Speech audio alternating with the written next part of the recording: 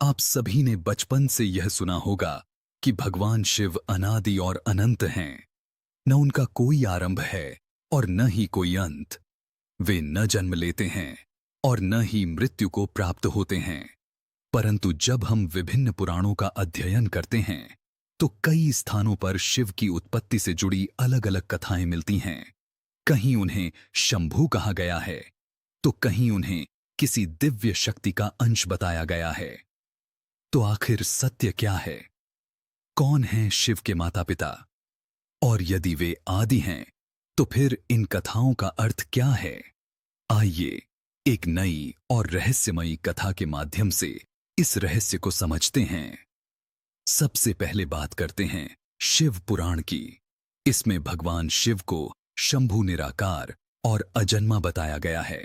कहा गया है कि जब कुछ भी नहीं था, न आकाश, न पृथ्वी, न काल, तब केवल एक असीम चेतना थी। वही शिव थे। वे प्रकाश भी थे और शून्य भी। उसी निराकार चेतना से सृष्टि की पहली स्पंदन ध्वनि उत्पन्न हुई, जिसे ओम कहा गया। दूसरी ओर विष्णु पुराण में एक अलग कथा मिलती है। उसके अनुसार जब संपूर्ण ब्रह्मांड जल में लीन था, तब क्षीर सागर में भगवान विष्णु शेषनाग पर विराजमान थे। उनकी नाभि से कमल प्रकट हुआ और उस कमल से ब्रह्मा का जन्म हुआ। फिर ब्रह्मा के ध्यान से एक तेजस्वी ज्योति प्रकट हुई। वह ज्योति ही रुद्र थी। यही रुद्र आगे चलकर शिव के रूप में प्रसिद्ध हुए। लेकिन एक और रहस्य छिपा है। देवी भागवत पुराण के अनुसार सबसे पहले आदिशक्ति प्रकट हुईं। वे ही मूल प्रकृति थीं। उन्होंने अपने संकल्प से सदाशिव को प्रकट किया। सदाशिव और आदिशक्ति के संयोग से त्रिदेवों की उत्पत्ति हुई, ब्रह्मा, विष्णु और रुद्र। यहां रुद्र को शिव का कार्यात्मक रूप बताया गया है, जो संहार के लिए प्रकट हुए। अब एक और कथा सुनिए, जो कम प्रचलित है। कहा जाता है कि एक बार ब्रह्मांड में यह प्रश्न उठा कि सबसे श्रेष्ठ कौन है। तब एक अनंत प्रकाश स्तंभ प्रकट हुआ। यह वही ज्योतिर्लिंग था जिसका न आदि दिखता था न अंत। ब्रह्मा हंस बनकर ऊपर की ओर उड़ चले। विष्णु वराह बनकर नीचे की ओर गए, पर किसी को अंत नहीं मिला। अंततः उस स्तंभ से शिव प्रकट हुए और बोले, मैं ही आरंभ हूं, मैं ही अंत हूं और मैं ही मध्य हूं।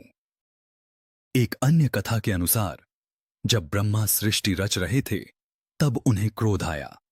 उस क्रोध से उनके ललाट से एक बालक उत्पन्न हुआ। वह बालक रोने लगा।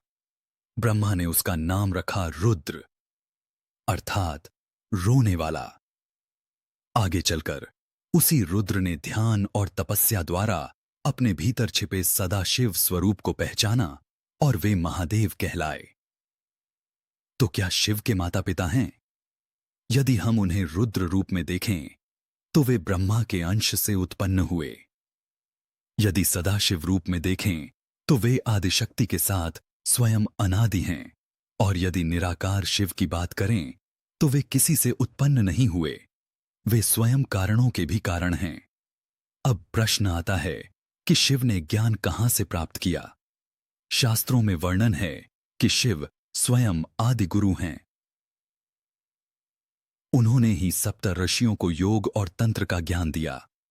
वे ध्यान में लीन होकर ब्रह्मांड की नाड़ी को सुनते थे। उनका ज्ञान किसी गुरु से नहीं, बल्कि आत्मचिंतन और परम चेतना से उत्पन्न हुआ। एक बार कुछ ऋषियों ने उनसे पूछा, हे महादेव, यदि आप अजन्मा हैं तो रुद्र रूप में आपका जन्म कैसे हुआ? शिव मुस्कुराए और बोले, रूप अनेक हैं पर तत्व एक है। जैसे जल बर्फ और भाप बन सकता है, वैसे ही मैं सृष्टि के कार्य के अनुसार रूप धारण करता हूं। यही इस कथा का सार है।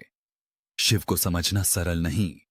वे विरोधाभासों के स्वामी हैं, सन्यासी भी और गृहस्थ भी, विनाशक भी और कल्याणकारी भी। वे श्मशानवासी भी हैं और कैलाशपति भी।